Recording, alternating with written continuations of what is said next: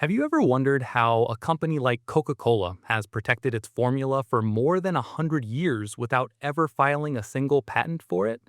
The answer lies in a fascinating branch of IP law called trade secrets. In today's session, we'll understand trade secrets, how they're defined, protected, and applied specifically in agriculture, and we'll also look at how they compare with patents. This is a topic that comes up quite regularly in IPR exams, so by the end of this lecture, you'll be able to confidently explain what makes trade secrets such a unique and flexible form of protection. All right, let's get started. The three legal pillars we'll be referring to throughout are TRIPS Agreement, Article 39, Indian Contract Act, 1872, and Information Technology Act, 2000. Keep these three in mind because we'll come back to each of them. Let's begin by understanding introduction and definition of trade secrets. Under introduction, the first point says, trade secrets are a form of IPR that protect confidential business information providing competitive advantage. So right away, notice the phrase competitive advantage. That's really the whole point of a trade secret. Moving to the next point, unlike patents, trade secrets do not require registration. Protection arises automatically from maintaining secrecy. This is actually one of the biggest differences between trade secrets and every other form of IP we studied so far. Another important point, widely used in agriculture. Hybrid seed formulas, fermentation processes, proprietary agrochemical mixtures. So you can already see how directly this connects to the agricultural sector. And the last point under introduction, governed internationally by TRIPS Agreement, Article 39, and nationally by contract law, common law, and specific acts. Now let's look at the box below, definition of trade secrets. Under TRIPS Agreement, Article 39, it states, natural and legal persons shall have the possibility of preventing information lawfully within their control from being disclosed to, acquired by, or used by others without their consent in a manner contrary to honest commercial practices. That's the international definition, fairly formal, but essentially it's about preventing dishonest disclosure or use. And under general definition, any formula, pattern, compilation, program, device, method, technique, or process that derives independent economic value from not being generally known is subject to reasonable efforts to maintain its secrecy. This is a pretty important definition, students, so do note down these two conditions: economic value from secrecy and reasonable efforts to protect it. Building on that idea, let's move to characteristics of trade secrets. The first characteristic, confidentiality. Information must not be generally known or readily accessible to persons in the relevant industry or field. Second, commercial value. The secret must have actual or potential economic or commercial value because it is secret.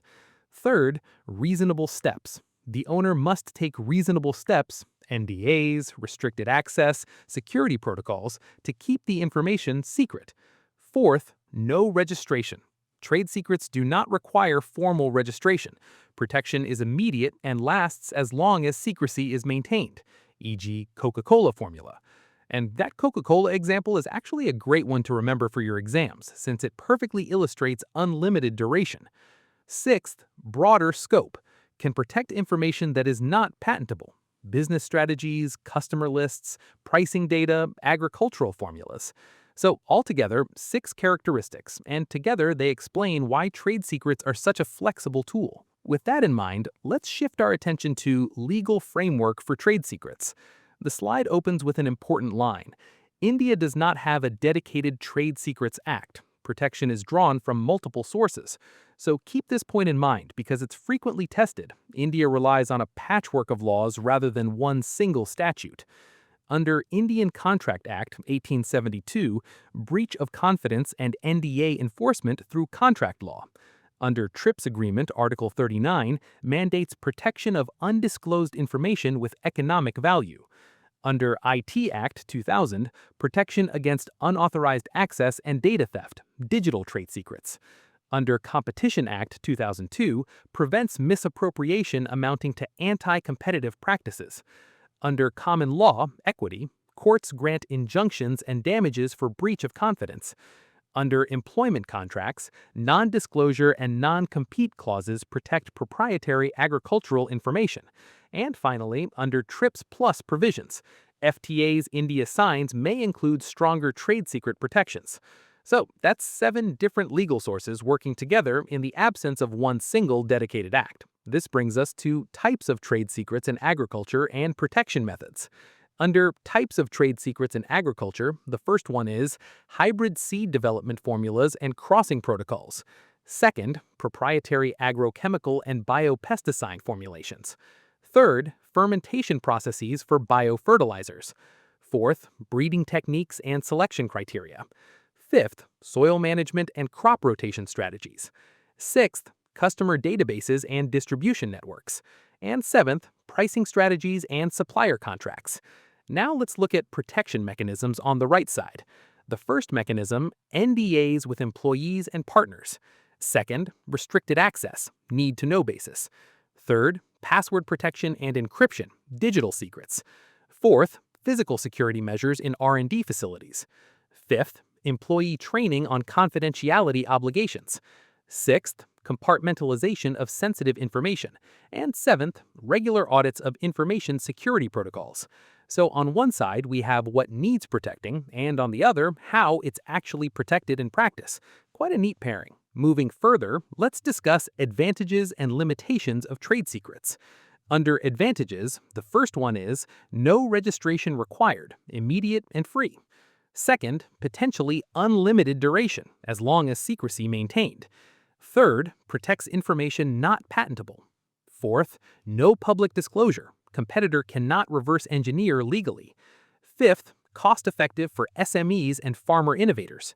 And sixth, flexible, covers wide range of business information. Now on the other side, under limitations, the first one is no protection if independently discovered or reverse engineered. Second, difficult to enforce, requires proof of secrecy and misappropriation. Third, no legal protection against accidental disclosure. Fourth, no monopoly right, cannot stop independent parallel development. Fifth, risk of leakage through employee turnover. And sixth, no legal protection once the information becomes public. And there's a very useful takeaway line at the bottom. Trade secrets are best used for information that cannot be easily reverse engineered and where patent disclosure would harm competitive advantage. This is genuinely one of the most important lines in this whole chapter, so make sure it's in your notes. Let's continue with trade secrets versus patents. This is again a table, so let me take you through the key rows. Under registration, trade secrets require not required, while patents require mandatory. Under duration, trade secrets offer unlimited if secrecy maintained, while patents offer 20 years from filing. Under disclosure, trade secrets need no public disclosure required, while patents need full public disclosure required. Under protection against, trade secrets guard against misappropriation and breach of confidence, while patents protect against any unauthorized use, even independent. Under reverse engineering, trade secrets are not protected against it, while patents are protected against it. Under cost, trade secrets involve low, only security measures, while patents involve high, filing, prosecution, maintenance. And finally, under scope, trade secrets cover any confidential business information, while patents cover novel, inventive, industrially applicable subject matter. Think about this for a moment. This comparison table is essentially a summary of everything we've discussed so far in one glance. Let's now explore applications in agriculture and a case study. Under applications in agriculture, the first example is Monsanto/Bayer proprietary herbicide tolerant crop development protocols. Second, Pioneer hybrid maize inbred line combinations kept as trade secrets. Third, biofertilizer companies, microbial strain selection and fermentation protocols. Fourth, agrochemical firms, novel formulation adjuvants and synergist combinations. Now let's take a look at case study on the right, E.I. DuPont de Nemours versus Christopher, 1970. Under facts, aerial photographers hired by a competitor flew over DuPont's plant under construction to photograph a secret chemical process. Under issue, whether aerial photography of a lawful vantage point constitutes misappropriation of trade secrets. Under Held, U.S. Court of Appeals Fifth Circuit ruled that improper means of discovery, even if not illegal per se, constitutes misappropriation. Under Significance, established that improper means extends beyond theft and espionage to any method that violates reasonable commercial ethics. And under Agricultural Relevance, protects proprietary crop breeding facilities, processing plants, and agrochemical manufacturing from industrial espionage. Notice how this connects with the previous topic. Even something as simple as taking a photograph from the air can amount to misappropriation if it violates fair commercial practice. Finally, let's discuss challenges, conclusion, and references. Under Challenges and Future Scope, the first challenge is no dedicated trade secrets legislation in India. Second, enforcement difficulty. Proving misappropriation is complex. Third, digital age. Cyber theft and data breaches pose new threats. Fourth, employee mobility increases leakage risk. Fifth, need for TRIPS-compliant National Trade Secrets Act. And sixth, balancing secrecy with public interest in agricultural knowledge. Now, under conclusion, trade secrets are a vital, flexible IPR tool for agricultural innovation, particularly valuable for SMEs, farmer innovators, and biotech firms. Complementary to patents used when disclosure is undesirable. India needs a dedicated Trade Secrets Act aligned with TRIPS. Digital security measures are increasingly critical. And under references, the slide lists the sources, including Ganguly's book on intellectual property rights, Saha's edited work on IPR in NAM and other developing countries, the TRIPS Agreement's Article 39 on undisclosed information, the Indian Contract Act of 1872, along with the Information Technology Act of 2000, Urbish and Moredia's work on IPR and agricultural biotechnology, and of course the E.I. DuPont de Nemours versus Christopher case from 1970. If you found this lecture helpful, please like the video, subscribe to our channel, and share it with your friends. If you have any questions, feel free to leave them in the comment section. Thank you for watching, and I'll see you in the next lecture.